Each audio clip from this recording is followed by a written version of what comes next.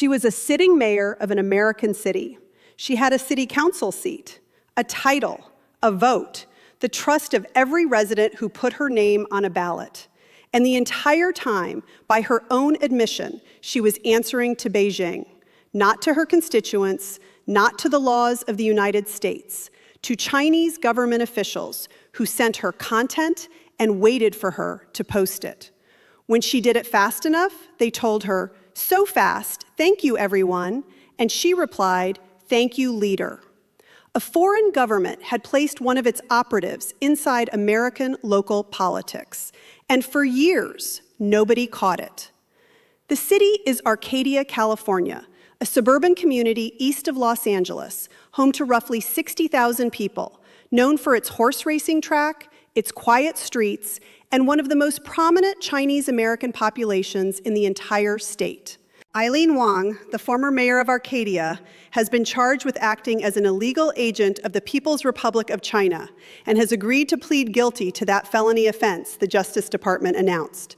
She now faces up to 10 years in federal prison and a potential $250,000 fine, though the final sentence will be determined by a federal judge. Federal prosecutors say Wang admitted she acted at the direction and control of Chinese government officials from at least 2020 through 2022, coordinating with individuals in the United States to spread pro-Beijing messaging, all without notifying the U.S. Attorney General as required by law. This is not a spy thriller. This is a real American city council, a real mayor, a real Beijing operation, running quietly for years inside one of the most politically active Chinese American communities in the country. If you want fast, fact-based reporting on stories like this one, stories about foreign interference, national security, and the battles being fought inside American institutions right now, subscribe to the Zhang Report. Hit that button now, because this story goes deeper than the headline. Let's build the full picture, because the details matter here. The conduct described by federal prosecutors occurred before Wang took office on the Arcadia City Council in December 2022, meaning Beijing wasn't just influencing an elected official, they were cultivating her before she even reached office.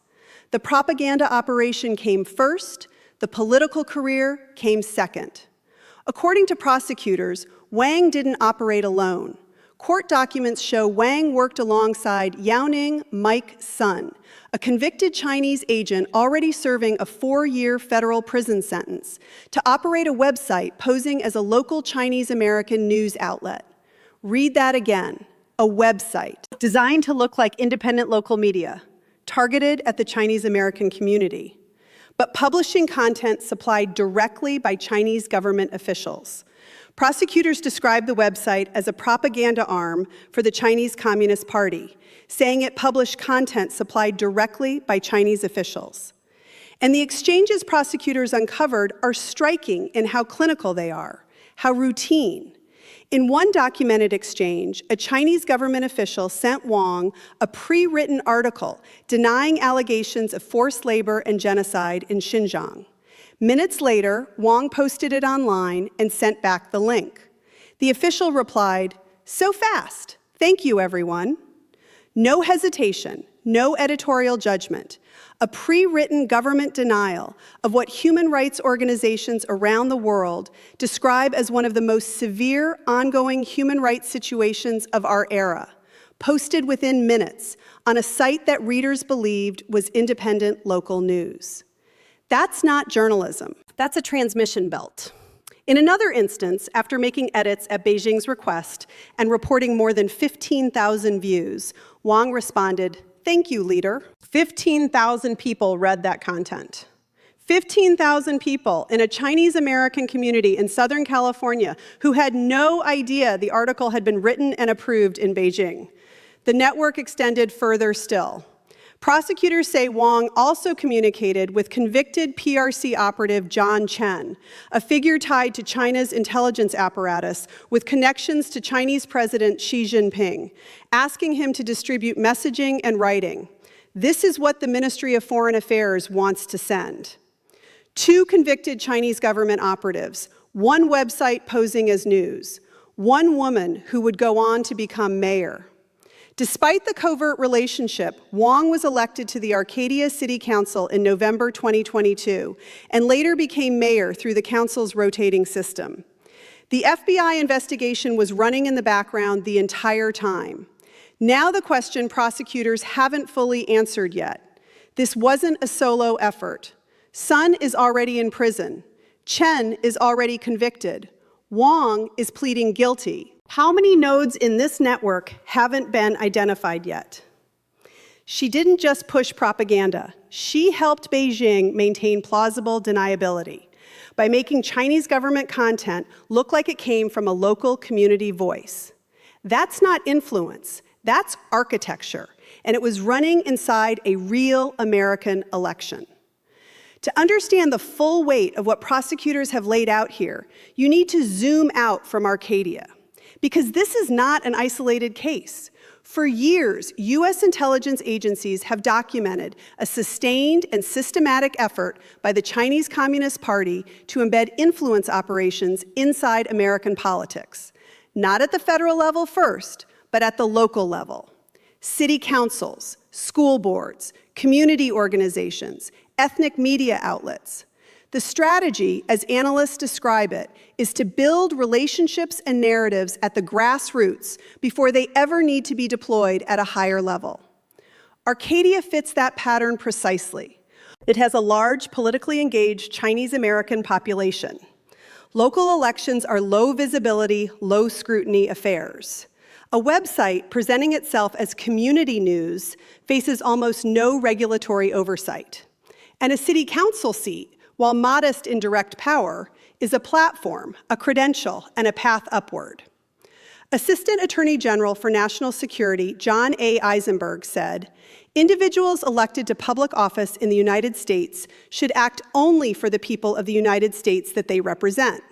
It is deeply concerning that someone who previously received and executed directives from PRC government officials is now in a position of public trust at all." A position of public trust. That phrase is doing a lot of work, because the question it raises, the one the Justice Department isn't directly answering yet, is whether Wang's election to public office was itself part of a longer trajectory. And if so, who else is on that path? What does it mean for Chinese American communities who genuinely wanted democratic representation, who voted in good faith, to learn that a candidate they supported had already pledged her political activity to a foreign government? Do you think this kind of operation is limited to one city? Or is this one visible thread in a much larger web?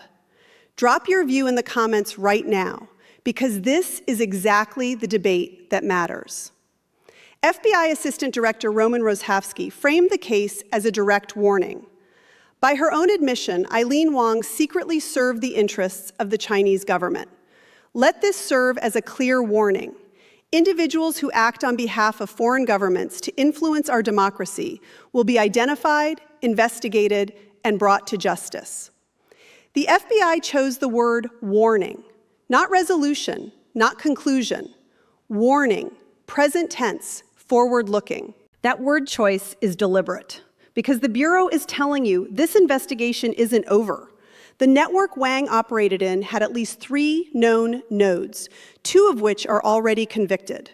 The third is now pleading guilty. The question no one has publicly answered is whether those 3 nodes represent the whole structure or just the part that's been exposed so far. And here's the detail that should unsettle anyone following this story. In her plea agreement, Wang admitted she never disclosed her work for the Chinese government, either to federal authorities or to readers of the website. The community that consumed that content had no mechanism to know it was state-directed. No disclaimer, no disclosure, just what looked like a local Chinese-American news source, trusted, familiar, and entirely manufactured. Here is the detail most coverage will underplay. Wang's propaganda operation, by prosecutors' account, specifically targeted the Xinjiang narrative. Beijing's denial of forced labor and genocide in Xinjiang, delivered pre-written, posted within minutes, read by 15,000 people in a diaspora community that may include individuals with family still inside Xinjiang. Think about what that means. People in Arcadia who have relatives in that region, people who may be desperately worried about what's happening there, were potentially reading content designed in Beijing to reassure them there was nothing to worry about. The propaganda wasn't just aimed at American politics in the abstract. It was aimed at the lived anxieties of a specific community. That's a precision instrument, and it was operated out of a suburban California City Council office. Arcadia, California is not a city most people outside Southern California could place on a map.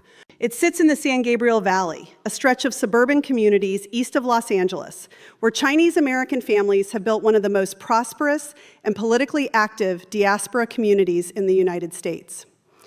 Arcadia specifically has become known in recent decades as a destination, a city with good schools, established businesses, and a sense of community, organized partly around shared cultural identity. That community aspect matters enormously to what happened here. Because the website Wang helped operate wasn't targeting a random audience, it was targeting people who trusted it precisely because it presented itself as a voice of their own community. It looked like independent Chinese language media. It felt like a local outlet representing people who don't always see their stories told in mainstream English language press. That trust, built over time, built organically, built on the appearance of authenticity, is exactly what made it operationally valuable to Beijing. And now those same residents have to sit with the knowledge that someone they voted for, someone who sat in City Hall, who attended community events, who had a title and a role and a formal responsibility to represent them, was simultaneously answering to a foreign government. City Manager Dominic Lazaretto confirmed Wang has resigned from the City Council, vacating her role as mayor following the federal charges. In a statement to residents, the city said, "The allegations at the center of this case, that a foreign government sought to exert influence over a local elected official, are deeply troubling. We take them seriously."